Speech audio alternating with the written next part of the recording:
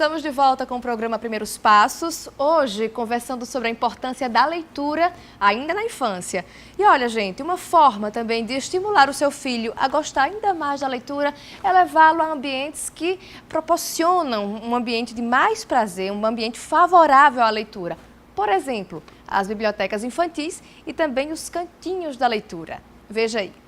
As crianças devem encarar a leitura como algo comum, que podemos fazer a qualquer hora do dia e em qualquer lugar. Para estimular a prática na criançada, essa escola localizada em João Pessoa procura misturar a leitura com lazer. Aqui na escola a gente aproveita desde a sala de aula a todos os outros ambientes externos que a gente tem, incluindo esse ambiente aqui que é a nossa fazendinha, que é um ambiente calmo, tranquilo, que estimula bastante a concentração e dá asas à imaginação e à criatividade da criança. A leitura em ambientes diferentes pode estimular ainda mais o gosto da criançada pelos livros.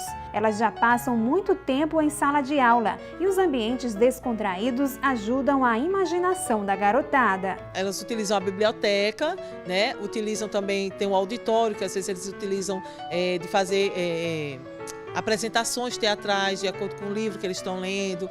Se naquele mês algum aluno gostou de mais um livro, a gente faz uma encenação, né? Agora mesmo, no final do ano, estamos encerrando o ano letivo 2016, então tem a culminância do projeto do Ciranda de Livros e os alunos fazem essa produção, eles escolhem o livro que mais gostou durante o ano e fazem a apresentação. Cada turma escolhe um livro e faz essa apresentação.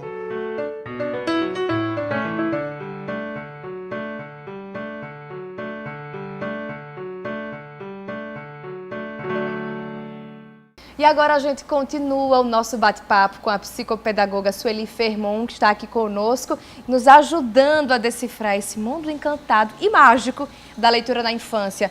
Sueli, mas um grande desafio para os pais, muitas vezes, é tentar conquistar a atenção da criança para a leitura. Às vezes a criança é muito hiperativa, é muito elétrica. E aí, que elementos os pais podem utilizar para fazer com que aquela criança se concentre melhor na escuta da historinha, enfim, na leitura? Com crianças mais agitadas e as menores, as histórias elas têm que ser muito curtinhas.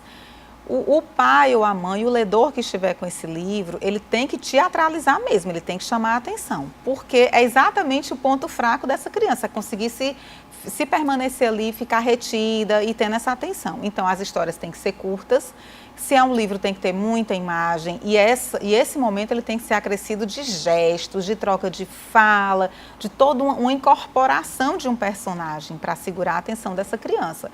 E, obviamente, não pode ser uma história muito longa e muito demorada, porque, de fato, o efeito vai ser contraproducente. Então, tentar adequar ao máximo possível essa conjunção de fatores. O tamanho da história, com essa teatralização que pode ser feita, e uma história bem curtinha, pois menos vale a pena, então, os pais capricharem aí na sua veia artística para tentar estimular os filhos. Sim. Que é até um movimento bem interessante, bem divertido. É uma troca, né? Um momento rico aí para os dois ficarem, para os três, enfim, para a família, para ficarem juntos, curtindo aí um pouco mais. Você falou em livros coloridos. Quando a gente chega nas livrarias hoje, as livrarias infantis, elas nos oferecem livros que às vezes não têm nem letras. São desenhos, logicamente, voltados para uma certa idade. São livros bastante coloridos, existem livros de tecido, existem livros de pelúcia.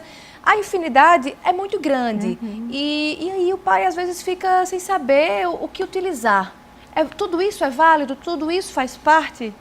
Acho que sim. Enquanto você está conhecendo o critério de leitura do seu filho e da sua filha, ou se ele ainda não tem, essa exploração ela é necessária para que a gente consiga identificar do que é que ele gosta. E, a partir dessa escolha, mesmo sem critérios, definir um padrão.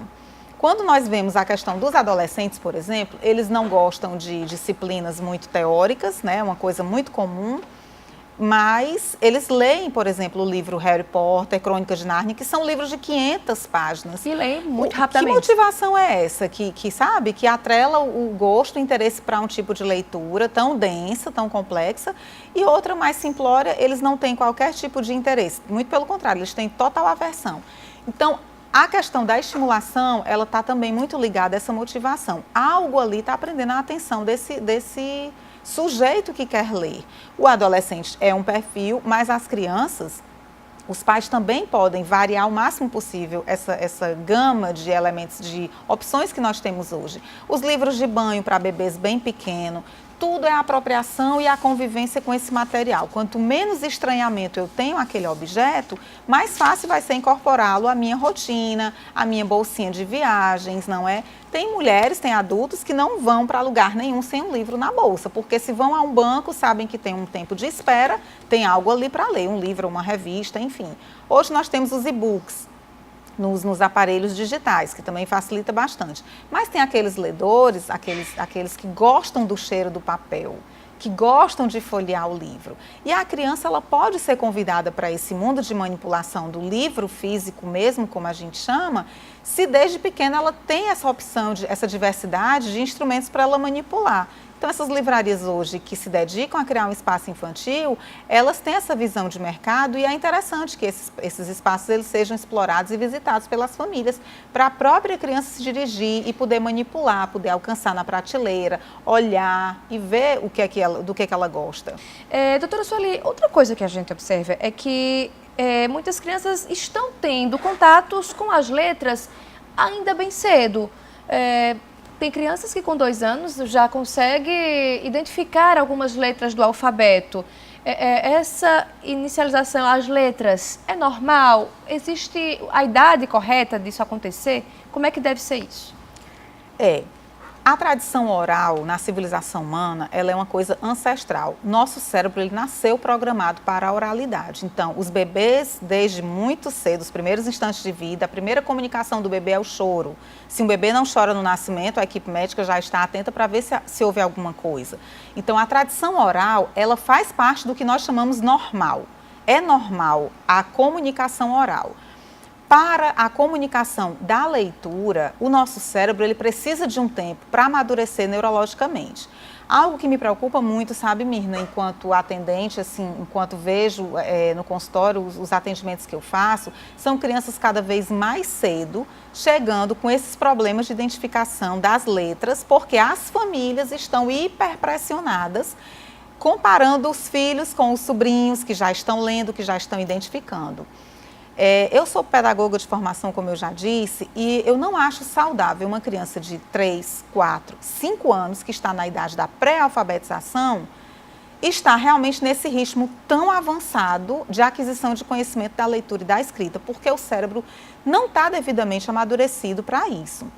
É um processo neural que vai adiantando as fases, as etapas. Então, às vezes, os métodos de ensino, as escolas, por conta também de uma outra realidade mercadológica, que hoje as escolas elas vivem em função de uma formação para o Enem. E talvez até também de querer mostrar resultados. Sim. Né, que justifiquem a presença daquela criança naquele ambiente tão cedo. Isso. Então, nós temos alguns vieses aí um pouco preocupantes na minha observação. Nós vemos escolas exagerando um pouco, antecipando demais esse processo de aquisição da leitura e da escrita em crianças muito pequenas, que deveriam estar brincando. O brincar também, o lúdico também ensina bastante, vai preparando essa criança no desenvolvimento cognitivo, psicomotor e emocional para esse processo de desenvolvimento da leitura e da escrita posterior. E nós vemos de outro lado o movimento dos pais que ou eles questionam por que o filho está um pouco atrasado em relação a um sobrinho, a um primo, ou eles pressionam a escola porque o material foi muito caro e não estão aprendendo. Então, chega a ser um paradoxo. Na verdade, algumas dessas crianças, elas estão passando por um sofrimento, eu diria, um sofrimento psíquico, por estarem queimando etapas. As crianças até identificam as letras, porque elas são ótimas observadoras. E repetidoras também. E a percepção também. Visual, a forma da letra, elas aprendem, elas decoram e elas vão construir essa letra na parte psicomotora. Mas elas não têm essa associação grafema-fonema. Elas não conseguem entender com 3, 4, enfim, até 5 anos talvez, que aquela letra ela está associada a um som que junto à outra letra ela vai produzir uma sílaba que vai gerar uma palavra. Então, é interessante respeitar, é importante respeitar essas fases de desenvolvimento da aquisição da criança. E essa preparação, esse momento preparatório do lúdico trabalhar realmente a questão da psicomotricidade, da grafomotricidade, que vai trabalhar a questão da apreensão, do movimento de pinça para a escrita, trabalhar as formas, as cores, para amadurecê-la um pouco mais cognitiva e neurologicamente para a aquisição da leitura e da escrita. Seria então importante a formação de uma base, para que ela aí sim seja devidamente alfabetizada? Sim, essa base ela até existe. Na minha opinião, o que está acontecendo é um processo muito acelerado. Essa base ela não está sendo devidamente, em termos de tempo, eu faço essa observação, ela não está devidamente curtida. Vamos pensar no curtido do couro, aquele couro que é curtido, que é gasto, para que ele fique apto para o uso no mercado, por exemplo. Não é? Um sapato, o couro precisa ser curtido para chegar num processo de refinamento para ser usado, para ser vendido. Então, esse tempo de base, ele precisa ser curtido. Tem que ter um desgaste natural que acompanha a evolução cronológica, mental e psicomotora dessa criança. Doutora Sueli, quando a gente fala então de alfabetização, a criança já tem contato com as letras e aí ela já começa a ser introduzida na leitura solitária. Né, quando ela já consegue formar frases, enfim, já evolui um pouco. Mas aí ela está adaptada a ler coletivamente, seja com a professora, seja com os pais dentro de casa. E a partir de agora ela começa a caminhar com suas próprias pernas, com seus próprios olhos, com a sua própria capacidade de leitura. Como que os pais podem auxiliar esse processo, auxiliar a criança durante esse processo? Sendo espectadores ativos, porque a coisa mais linda que você pode observar é quando uma criança está aprendendo a ler e ela no carro com os pais, ela vai identificando os outdoors, vai lendo as palavras, e aí o pai e a mãe tem que ser aquele torcedor, aquele espectador que está, isso filho, muito bem, parabenizando e incentivando. Entrar na brincadeira. Claro, e motivar, e aquela palavra. Porque existe o primeiro movimento é da identificação da leitura dos símbolos. Então, logomarcas muito conhecidas de determinadas lanchonetes, fast foods, eles conhecem porque a marca é muito conhecida, mas não há essa leitura da palavra, do código linguístico. Quando ele começa a ler, e é uma alegria tão grande, ele vai fazendo essa leitura na rua, olha papai, aí ele lê realmente a palavra.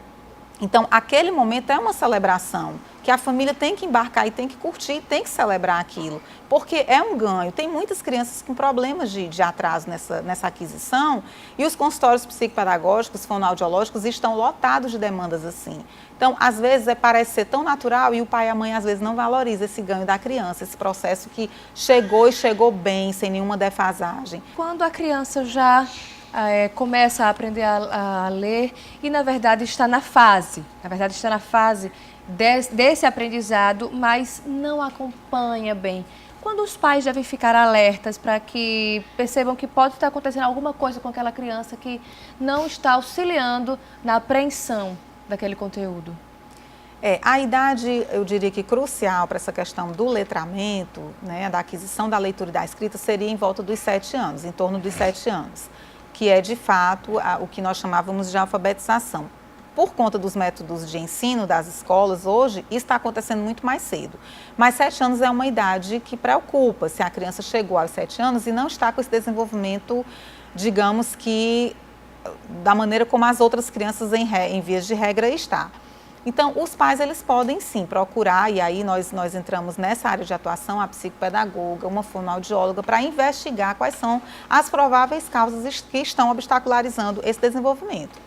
Ok, doutora Sueli, muito obrigada pelos esclarecimentos. A entrevista foi ótima. Eu que agradeço. Bastante interessante, eu tenho certeza que ajudou bastante aos papais. Eu espero que sirvam algumas orientações, estamos às ordens. Muito obrigada. Obrigada a você de casa que ficou conosco, acompanhando o desenvolver desse tema, que eu tenho certeza que vai ajudar bastante a você dentro da sua casa, com seu filho, com a sua filha. Obrigada pela participação e não esqueça que semana que vem a gente tem mais programa Primeiros Passos. Até lá!